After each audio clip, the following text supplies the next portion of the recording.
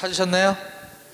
네, 에베소서 6장 14절부터 17절 함께 한 목소리로 소리내서 읽어보겠습니다. 시작. 그런즉 서서 진리로 너희 허리띠를 띠고 의의 호심경을 붙이고 평안의 복음이 준비한 것으로 신을 신고 모든 것 위에 믿음의 방패를 가지고 이로써 능히 악한 자의 모든 불화살을 소멸하고 구원의 투구와 성령의 검 곧 하나님의 말씀을 가지라. 아멘. 네. 오늘 임마누엘 교회 예배 드리러 나온 여러분들을 주님의 이름으로 환영하고 축복합니다. 우리 교육생들 조금 숫자가 적은 것 같은데 어제 내가 파악할 때는 13명이라고 그랬던 것 같은데. 아하, 원래 오기로 했다가 퇴소하고 뭘 나갔다고? 만찬이 뭐야? 만찬? 뭐 줄임말인가?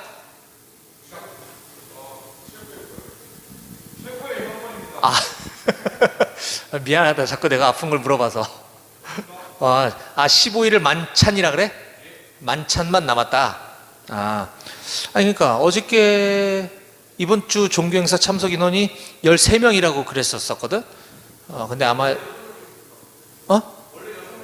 원래 6명이야, 맞아? 그렇구나. 좋아요. 네. 우리 교육생들은 혹시 교회 다녔던 사람 있나? 교육생들은 교회 다녔던 사람 하나. 처음 온 거야, 교회?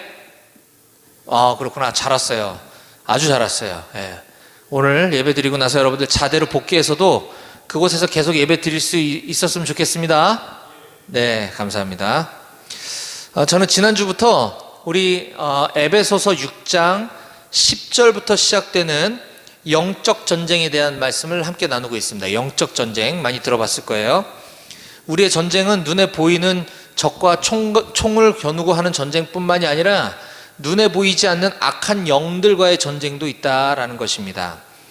제가 지난주에 나눴던 말씀을 잠깐 짧게 요약해드리면, 지난주에 6장 10절부터 13절까지 말씀을 가지고 적과 싸워 이기는 비법이라는 제목으로 말씀을 나눴습니다.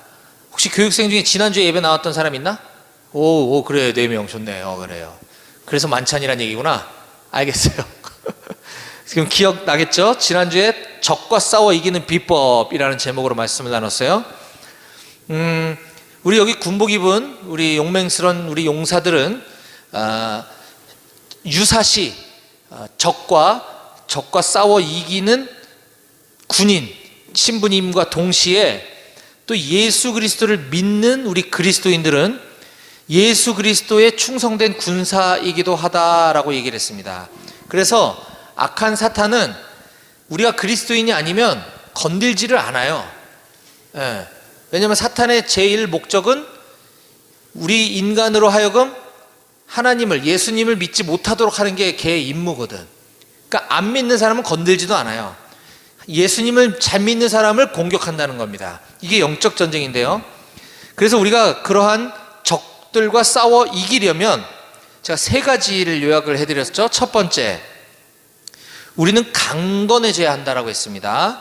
자, 에베소서 6장 10절을 같이 소리내서 한번 읽어볼까요? 10절 다 같이 시작. 끝으로 너희가 주 안에서와 그 힘의 능력으로 강건하여지고. 그렇죠. 우리가 적과 싸워 이기려면 강인해져야 합니다.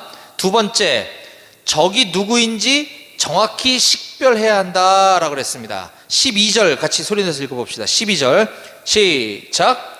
우리의 씨름은 혈과 육을 상대하는 것이 아니요 통치자들과 권세들과 이 어둠의 세상 주관자들과 하늘에 있는 악의 영들을 상대함이라.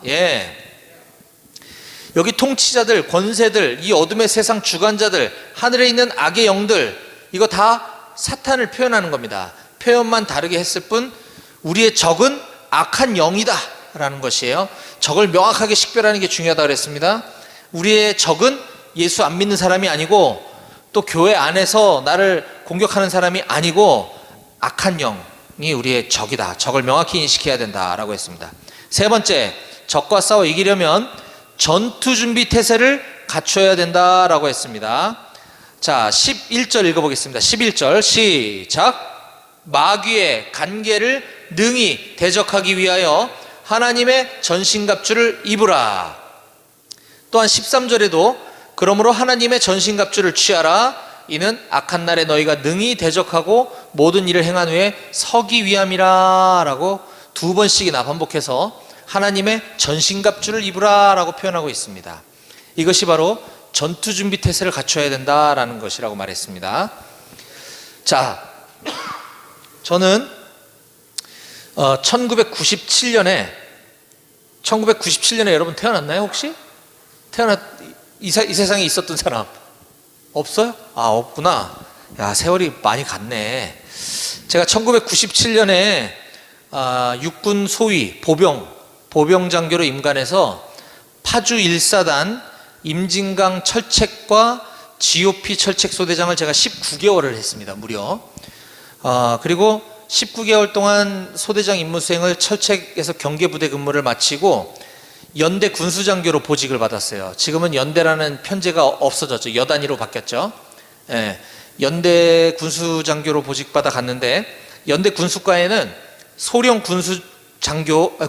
군수과장, 그 다음에 중위 군수장교, 그 다음에 준위 병기관, 준위 수송관, 원사 보급 담당관, 상사 관제 업무 담당관, 중사 탄약관, 중사 정비관, 이렇게 간부만 8명이 있었어요. 인사정보작전 군수과 중에 이 인원수가 가장 많은 곳이 군수과입니다. 왜냐하면 그만큼 다루는 업무가 방대하기 때문이에요. 제가 거기서 군수장교 임무 수행을 마치고 이제 고군반 교육을 갔다가 이제 중대장으로 2001년에 경북 의성에 있는 50사단에 제가 향토사단 중대장으로 발령을 받아갔습니다. 향토사단은 우리 4.2 관리대대처럼 간편 부대예요. 그러니까 전시에 완편이 되는 부대이기 때문에 병력 수가 굉장히 적죠. 간부도 완편 부대 대비 한 3분의 1, 4분의 1 정도 수준밖에 안 될 정도로 인원이 매우 적습니다. 그렇다고 임무 수행을 안 하냐? 안 할 수는 없는 거죠. 아무리 작은 부대도 인사정보작전 군수 업무를 다 해야 되는 것입니다. 그러다 보니까 제가 중대장으로 보직받아 갔는데 거기서 그 전에 중위 때 제가 군수장교를 했기 때문에 군수 업무도 봐라 해가지고 원래 대대급 군수과장은 대위 보직인데 제가 이제 중대장과 군수장교 업무를 2개를 맡아서 했습니다. 1인 2역을 했던 거죠. 근데 굉장히 일이 많고 바쁘고 힘들었던 기억이 지금 20년이 훨씬 지난 지금도 생생합니다. 이제 제 큰아들이 올해 6월에 군대를 가요. 여러분들 이제 후임으로 오겠죠. 몇 사단으로 갈지는 뭐 정해졌지만 어쨌든 어저께 밥 먹으면서 아빠 어디가 뭐 더 빡세고 어디가 더 좀 편하고 이런 데 있냐고 물어보길래 야, 더 힘들고 뭐 힘든 데는 있겠지만 덜 힘들고 편한 데는 없어. 어디 가나 다 힘든 건 있기 마련이야 라고 얘기를 했어요. 저도 향토사단의 중대장 가면 굉장히 편할 줄 알았어요. 병력도 얼마 안 되니까 관리할 병력도 얼마 안 되고. 근데 웬걸 그 대신 다른 임무가 굉장히 많이 주어지는 거죠. 군수 업무가 힘들었던 이유는 이 군대 내에 보급되는 모든 물자 장비뿐만 아니라 전투 장비까지 1종부터 10종을 망라해서 그 종류와 가지수가 어마어마하게 많기 때문입니다. 그 중에서도 전시 예비군이 동원돼서 그때 사용할 치장 물자들이 따로 있고 평시에 현역들과 뭐 예비군 훈련 때 쓸 물자 자원들이 또 따로 있기 때문에 이걸 또 따로따로 관리를 해야 되고 게다가 수작업 재산대장, 전산재산대장, 그 다음에 실제 재고 이거를 맞추는 일은 거의 뭐 불가능에 가깝습니다. 그러다 보니 전군 재물조사나 전투지휘검열 이런 거 할 때는 전투장비지휘검열 이런 거 할 때는 제가 군수과 우리 개원들하고 진짜 옷도 못 갈아입고 한 3박 4일을 사무실에서 그 일만 했던 기억이 있어요. 지금 그렇게 일 시켰다가 난리 나겠죠. 근데 저도 같이 사무실에서 밤을 새면서 옷도 못 갈아입고 그렇게 제산대장과 수작업, 전산, 실제 재고를 시키려고 애를 썼던, 정말 사투를 벌였던 기억이 지금도 있습니다. 이처럼 전시에 사용되어져야 될 전투장비, 전투물자에 대한 관리는 굉장히 중요합니다. 왜냐하면 재산에는 분명히 있다 그랬는데 전투하다 보니까 물자가 없으면 그건 난감한 정도가 아니라 큰일 나는 거죠. 따라서 우리 현역인 여러분들도 이 보급받은 자기의 전투장비와 물자를 평상시에 잘 유지 관리해야만 합니다. 그래야 최상의 전투력을 발휘할 수 있는 거죠. 오늘 설교 시간인데 웬 무슨 문소리 하냐. 오늘 우리가 아까 읽었던 에베소서 6장 14절에서 17절 말씀이 바로 1세기 당시 로마 군인들에게 보급됐던 전투장비와 물자에 관한 성경 구절이 나와 있기 때문에 제가 오늘 이 얘기를 드린 겁니다.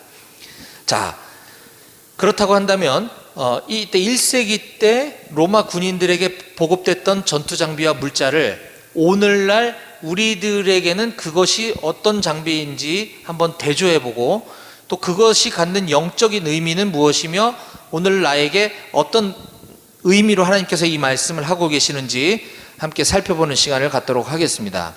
오늘 설교의 제목을 한번 따라해 보실까요? 자, 하나님의 전투장비를 상시 가동 상태에 유지하라. 예, 그렇습니다. 오늘 제가 설교의 제목을 이렇게 잡았습니다. 하나님의 전투장비를 상시 가동 상태 유지하라. 예, 아마 군복 입은 여러분들은 오늘 말씀이 더 귀에 잘 들릴 거라 생각합니다. 민간에 가서 설교할 때는 이 본문을 이렇게 설교할 수가 없어요. 알아듣질 못하니까. 자, 상시 가동 상태를 유지하라. 언제 어느 때든지 바로 즉각 사용할 수 있도록 전투장비를 관리하라는 것인데, 이것이 하나님의 전투장비라고 표현하고 있습니다. 자, 오늘 에베소서 6장 14절부터 보면 6가지 전투장비들이 등장을 합니다. 자, 하나씩 한번 짧게 살펴볼게요. 첫 번째는 14절에 그런즉 서서 진리로 너희 허리띠를 띠고 라고 나와 있습니다. 여기 첫 번째 전투장비 허리띠가 등장하죠. 제가 아까 9시 예배 저기 백오포병대대 백오교회 가서 설교하면서 물어봤더니 요즘 탄띠 있냐 물어봤더니 탄띠가 없다면서요. 요즘은 탄띠가 없어졌어요? 조끼로 바뀌었어요? 아, 그렇구나. 옛날엔 조끼도 있고 탄띠도 있었는데, 그래서 일단은 그 머릿속에 그 그림은 연상이 되실 거예요. 어쨌든 탄띠, 이것이 바로 허리띠라는 표현으로 지금 사용되고 있습니다. 자, 여러분들 뭐 조끼로 연상을 하셔도 좋아요. 이 허리띠, 탄띠는 제가 이제 오랜 기억을 더듬어 보면 이게 다 생각이 나더라고요. 제가 군 생활을 7년을 했기 때문에 아마 잊어버릴 수가 없을 것 같아요. 그 탄띠 결속시킨다 그러죠. 탄띠를, 군장을 결속시킨다. 탄띠에 결속하는 그 규정들이 있어요. 앞에는 탄창집을 2개를 끼우고 각각의 탄창집에는 탄창이 3개씩 들어갑니다. 그리고 오른쪽 다리 옆에 대검을 탄띠에다 결속시키고, 그 다음에 오른쪽 엉덩이 뒤쪽에는 수통을 결합을 시켜요. 그리고 정중앙 허리 부위에는 판초 우위를 돌돌 말아가지고 그 고무링, 여러분들 지금도 전투복 밑에 고무링으로 이렇게 말아서 넣은 거죠 지금. 그 고무링 2개로 우위를 탄띠에다가 결속을 시킵니다. 그리고 왼쪽 다리 쪽에는 야전삽을 거꾸로 달아서 이렇게 매달아요. 근데 요즘 야전삽이 많이 개량돼 가지고 딱 접어서 부피가 크지 않죠. 옛날에는 그냥 목하고 이렇게 쭉 펼쳐진 거 한 번만 접었어. 한 번만. 그러면 자루가 이만큼 나오죠. 그래서 그걸 거꾸로 여기다가 달고 자루가 밑으로 향하게 하고, 이렇게 하고 이제 구보하면 덜그럭 하면서 이 무릎하고 종아리를 얼마나 때리는지 몰라요, 얘가. 이게 단독군장의 결속 방법인데, 이거를 다 이렇게 결합시켜 놓은 상태에서 일과 끝나고 생활관, 내무반이죠. 내무반으로 복귀하면 자기 관물대에 방탄 헬멧 주위에다가 이렇게 말아서 딱 올려놓습니다. 그리고 뭐 5분 대기조가 됐든 뭐 즉각 상황이 발생하면 바로 꺼내서 딱 차면은 단독군장이 착용이 되는 거죠. 이 역할을 하는 것이 바로 허리띠, 탄띠인데요. 이와 같은 탄띠는 평상시에 차고 다니는 게 아니죠. 그렇게 주렁주렁 달고 평상시에 식사하러 갈 때 차고 다니는 게 아닙니다. 작전이나 훈련에 차는 것이죠. 오늘 본문에서 띠를 띠고, 허리띠를 띠고 할 때 이 띠를 띠다라고 하는 이 단어의 뜻은 떠날 채비를 갖추다, 준비된 채로 대기하다라는 뜻을 가지고 있는 단어입니다. 준비된 채로 대기하다. 즉 방금 제가 쭉 설명했던 것처럼 허리띠를 띠고라고 하는 뜻은 언제든지 꺼내서 바로 착용하고 뛰쳐나갈 수 있도록 준비를 갖추어야 된다라고 하는 것이에요. 이와 같은 표현이 성경에 곳곳에 등장을 하는데 제가 몇 군데만 소개하면, 사도행전 12장 8절에 보면 천사가 이르되 띠를 띠고 신을 신으라 하거늘 베드로가 그대로 하니 천사가 또 이르되 겉옷을 입고 따라오라 한대 라는 표현이 있습니다. 지금 이 장면은요, 베드로가 감옥에 투옥되어 있는 상황입니다. 천사가 감옥에 있는 베드로에게 띠를 띠고 신을 신으라, 말이 안 맞죠. 감옥에 무슨 이 띠가 있냔 말이에요.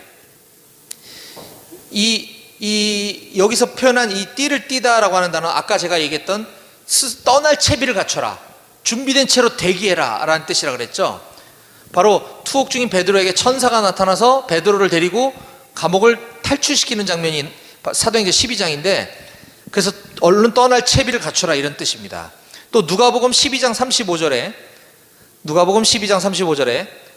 허리에 띠를 띠고 등불을 켜고 서 있으라 라고 하는 표현이 등장하는데요, 이건 교회들에게 하시는 말씀입니다. 이 세상의 교회는 세상에 얽매여 있는 것이 아니라 다시 오실 주님을 기다리며 우리 주님 다시 오실 때 즉각 마중하러 나갈 준비를 갖추며 살아가야 된다라고 하는 교훈을 허리에 띠를 띠고 등불을 켜고 서 있으라라고 언급하고 있는 것입니다. 자, 다시 에베소서 오늘 6장 14절로 돌아오면, 자, 그런데 허리띠를 띠고 할 때 그냥 허리띠가 아니라 그 앞에 무슨 허리띠라고 하는 수식어가 붙어 있습니다. 그게 뭐죠? 진리로. 그렇죠. 진리로 허리띠를 띠어라 라고 얘기를 합니다. 진리로. 진리가 뭐냐? 이게 알레세이아라고 하는 단어인데, 헬라어 알레세이아라고 하는 이 단어의 용례를 보게 되면은, 자, 요한복음 1장 14절에 이렇게 표현하고 있습니다. 말씀이 육신이 되어 우리 가운데 거하심에 우리가 그의 영광을 보니 아버지의 독생자의 영광이요 은혜와 진리가 충만하더라. 또 요한복음 5장 33절, 너희가 요한에게 사람을 보내매 요한이 진리에 대하여 증언하였느니라. 요한이 진리에 대하여 증언하였느니라. 이게 뭐냐면 철학적으로 진리란 무엇이냐 하면서 이걸 가리켰다는 뜻이 아니고요,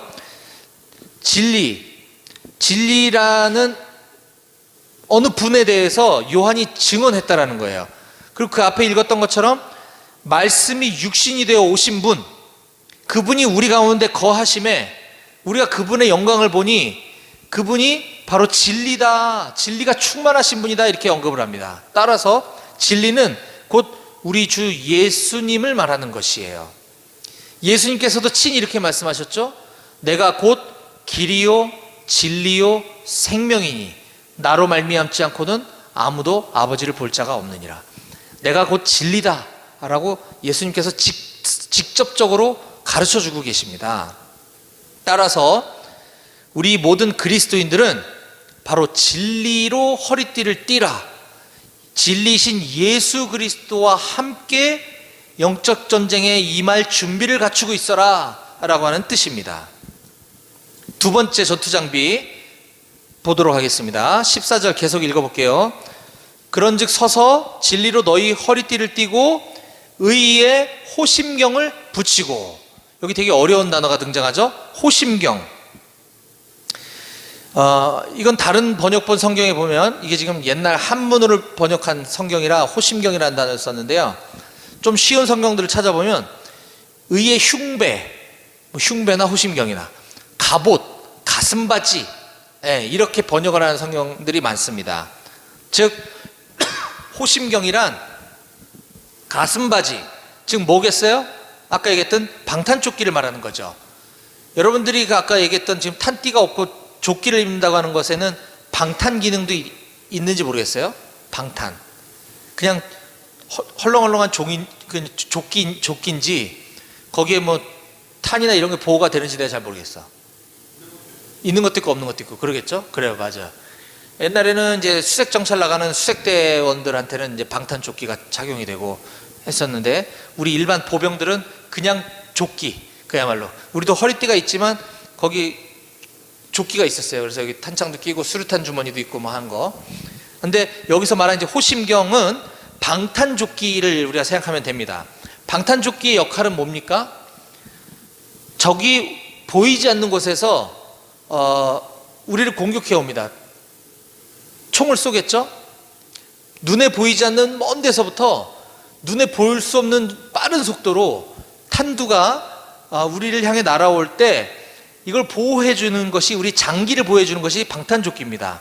또는 어떤 폭발물, 또 지뢰 탐지하는 그 병력들한테도 방탄조끼가 주어지는데, 이런 어떤 폭발물에 따른 그 비산물로부터 우리의 생명과 안전, 우리의 장기를 보호해 주는 것이 바로 이 방탄조끼입니다. 그 모든 것들은 눈에 볼 수가 없죠. 그렇죠? 똑같은 거죠. 이처럼 사탄도 우리 눈에 식별이 안 돼요.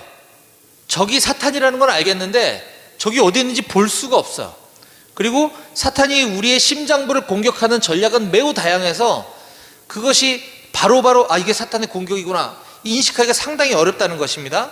그럴 때 우리는 호심경, 방탄조끼를 착용하고 있어야 하는데, 아까도 허리띠가 그냥 허리띠가 아니라 진리로 허리띠를 띠라고 했던 것처럼 호심경, 방탄조끼를 의의 호심경이다라고 표현하고 있습니다. 의. 그럼 여기서 의가 뭐냐?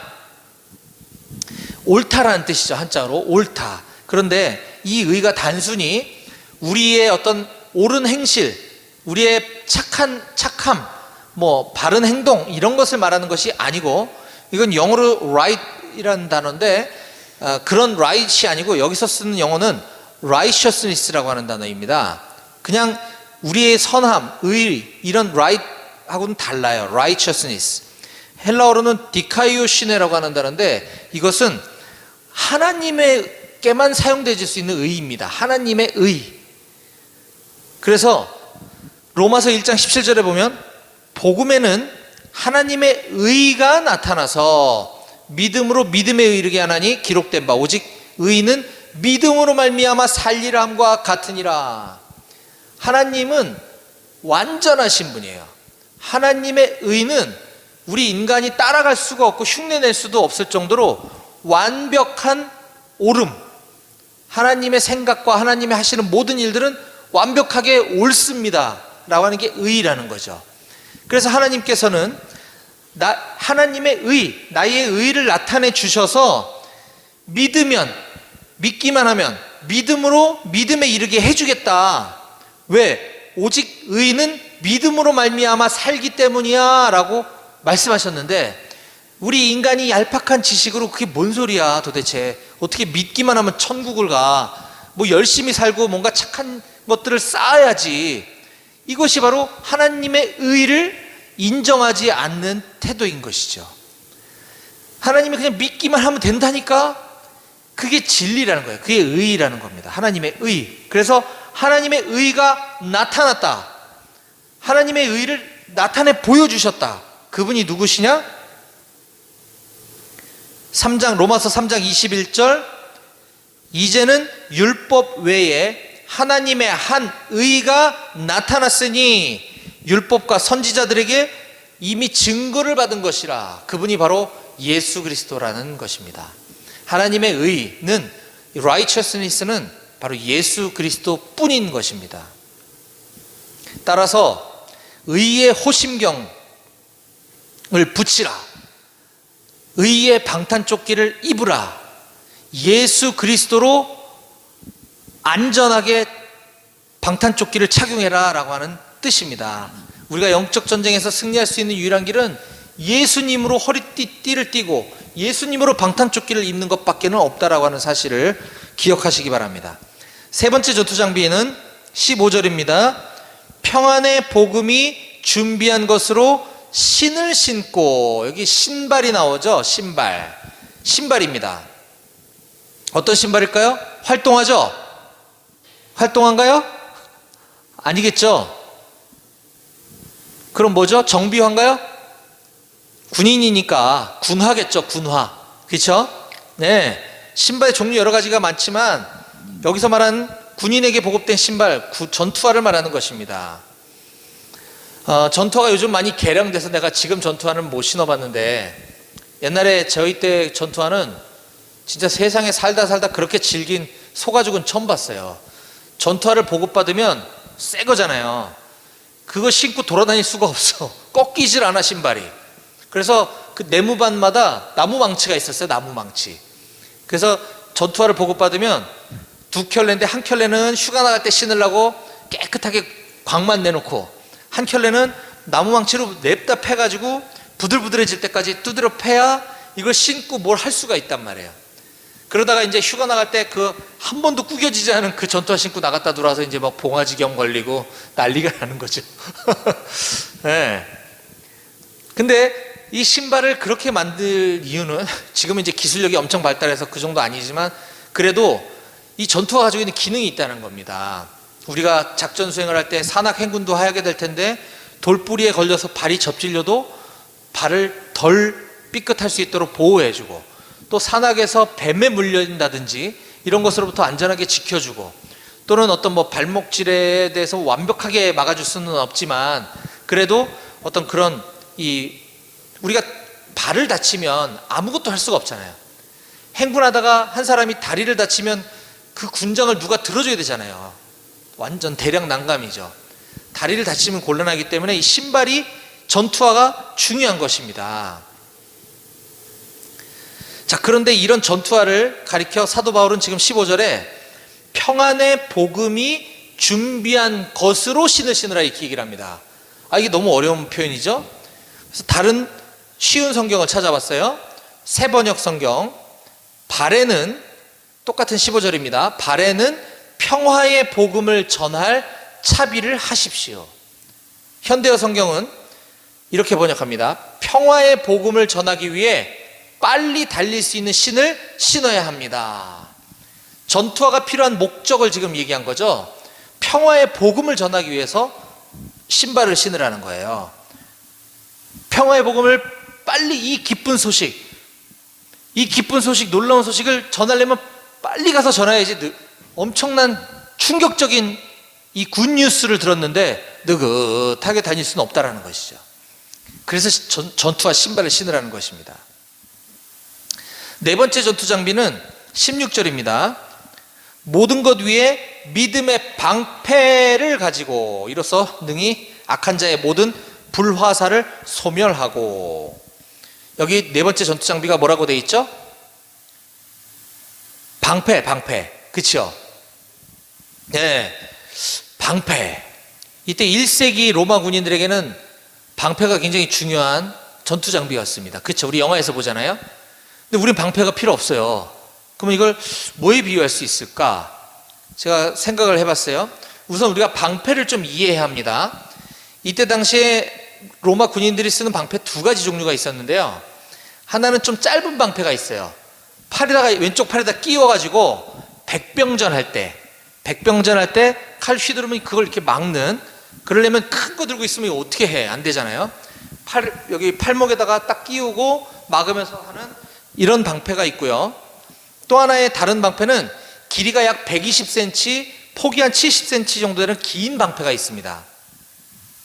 이 방패는 나무로 만들고 그 위에 가죽을 두껍게 입혀서 만든 방어용 전투 장비인데, 이 방패가 바로 지금 16절에서 얘기한 이 방패가 그 방패를 말하는 겁니다. 이게 단어가 다르겠죠. 작은 방패, 큰 방패 용어가 다르듯이 지금 16절에서 언급한 이 방패라고 하는 단어가 헬라어의 뒤레오스라고 하는 단어인데, 이 뒤레오스가 바로 이 긴 방패를 말하는 거예요. 이 방패의 역할은 거기에 나오듯이 이로써 능히 악한 자의 모든 불화살을 소멸한다 이렇게 표현하고 있죠. 그 방패가 하는 역할이 그겁니다. 백병전에서는 칼을 휘두르며 전쟁을 하지만 원거리에서는 활을 쏜단 말이에요. 그냥 쏘기도 하고 그 화살촉 앞에다가 굵은 삼배나 역청을 발라서 거기다 불을 붙여가지고서 쏘는, 우리나라도 옛날에 임진왜란이나 이럴 때 그런 거 많이 했었잖아요. 불화살을 쏜단 말이에요. 그러면 지푸레기가 쌓여 있거나 뭐 이런 데 떨어지면 막 불 나고 난리 나겠죠. 그때 집들도 다 그런 식이니까. 그때 적의 불화살 공격이 날라올 때 얼른 이 뒤레우스 방패를 들고 스크럼을 짜는 겁니다. 오와 열을 따다닥 맞춰서 방패를 딱 쳐들고 그 밑에 쭈그리고 앉으면 앞뒤로 밀착하면 이게 도움처럼 이렇게 형성이 되겠죠. 그렇죠? 방패를 들고 내가 그 밑에 쭈그리고 앉아서 좌우로 밀착해서 따다닥 붙어 있으면 이게 돔으로 쫙 막아지면서 불화살이 거기 떨어졌을 때 방패에 물을 적셔놨기 때문에 미리 불화살이 소멸되는 것입니다. 지금 그 얘기를 하고 있는 거예요.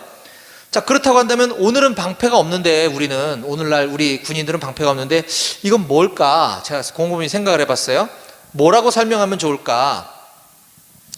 우리 호 있죠. 호 진지. 우리가 특히 방공중대는 이제 방공진지 갔을 때 내가 안 가봐서 모르겠지만 이렇게 개방된 진지에서 관측하기도 하지만 적의 어떤 뭐 포병 화력이라든가 어떤 공격이 있을 때 은폐 위한 콘크리트로 만든 호가 있지 않겠어요? 그렇죠? 개인 호도 있고 분대 호도 있고 이렇게 콘크리트로 만들어서 포병 화력에 보호할 수 있는, 안전하게 숨을 수 있는, 그것이 바로 오늘날로 따지자면 여기서 말한 16절의 믿음의 방패가 그런 것이 아닐까라는 생각을 해봅니다. 적의 공격으로부터 보호하기 위한 것, 이것이 전투 장비인데요. 이 구약 성경에는 이 방패라고 하는 표현을 여호와의 도우심이라는 의미로 종종 사용되고 있는 것을 보게 됩니다. 제가 소개해 드릴게요. 시편 18편 2절에 방패 얘기가 나와요. 여호와는 나의 반석이시오, 나의 요새시오, 나를 건지시는 이시오, 나의 하나님이시오, 내가 그 안에 피할 나의 바위시오, 나의 방패시오, 나의 구원의 뿌리시오, 나의 산성이시로다 라고 하면서 여호와 하나님은 이런 분이십니다, 이런 분이십니다, 이런 분이십니다 하면서 나의 방패십니다 이런 얘기를 해요. 느닷없이 하나님이 방패라는 거예요.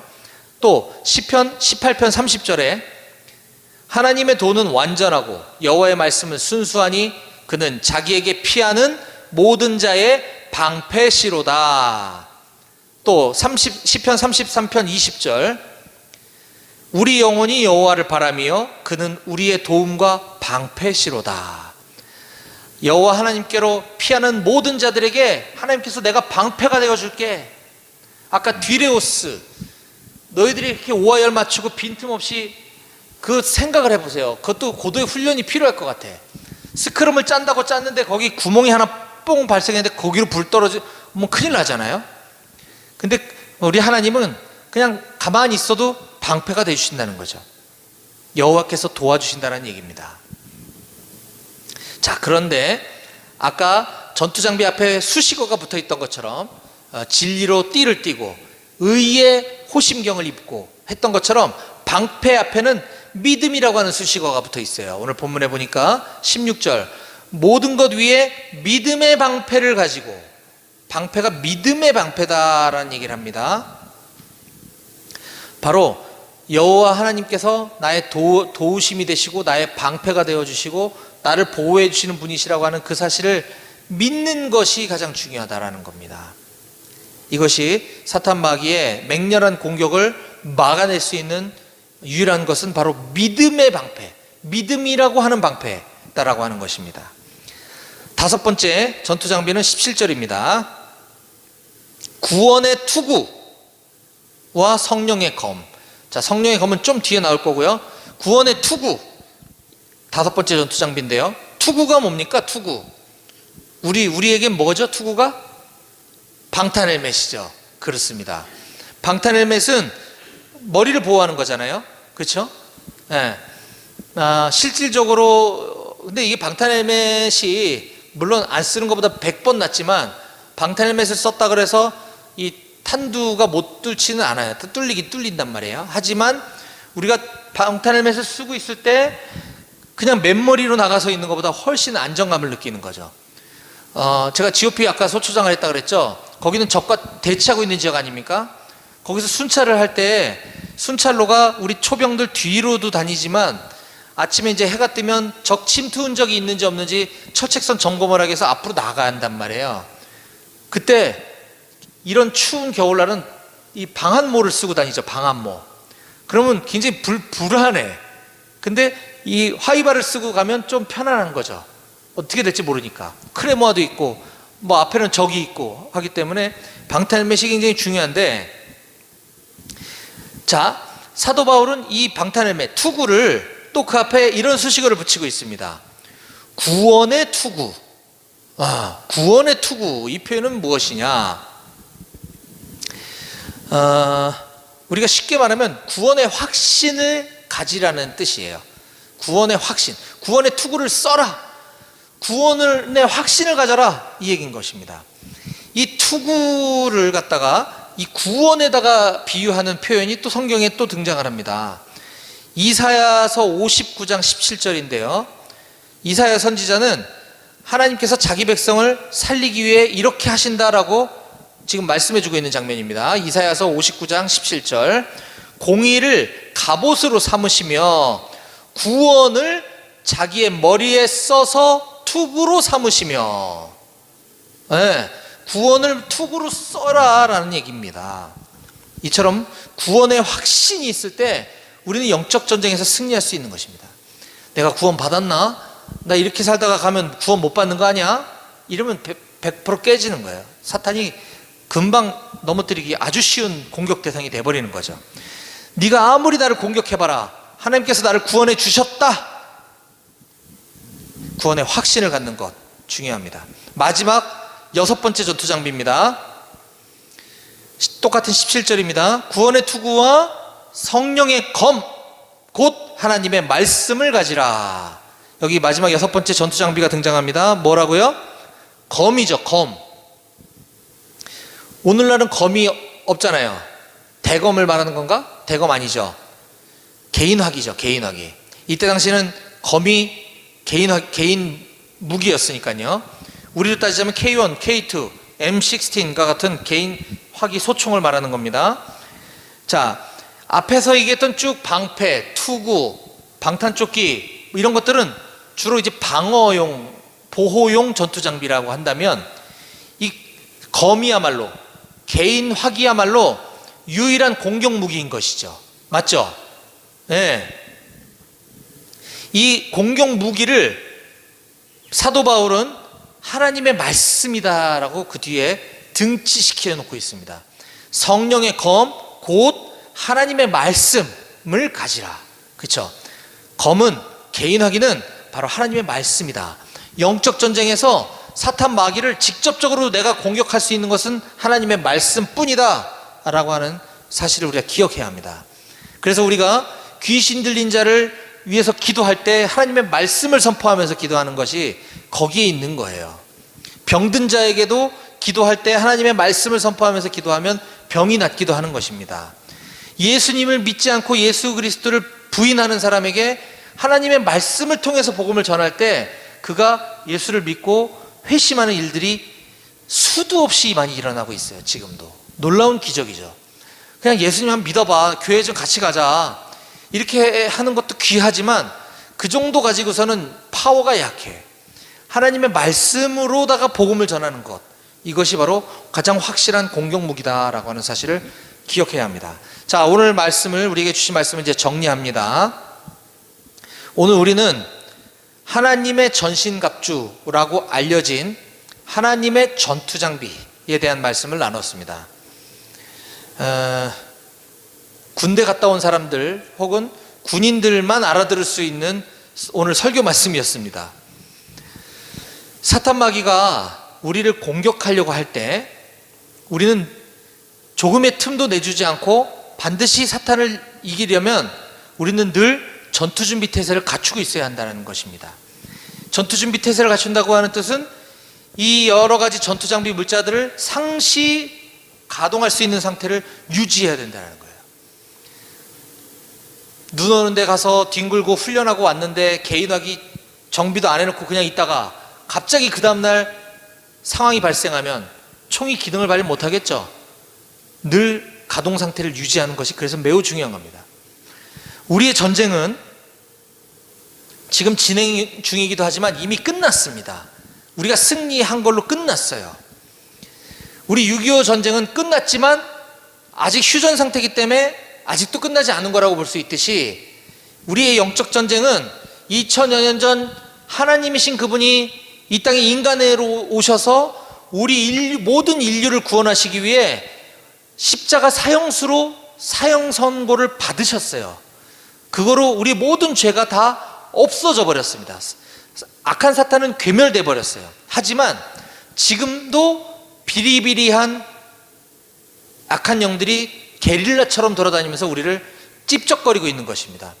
우리는 이미 승리했다라고 하는 것을 확신하고 믿을 때 영적 전쟁 두려울 필요가 없는 것입니다. 이미 이겼으니까.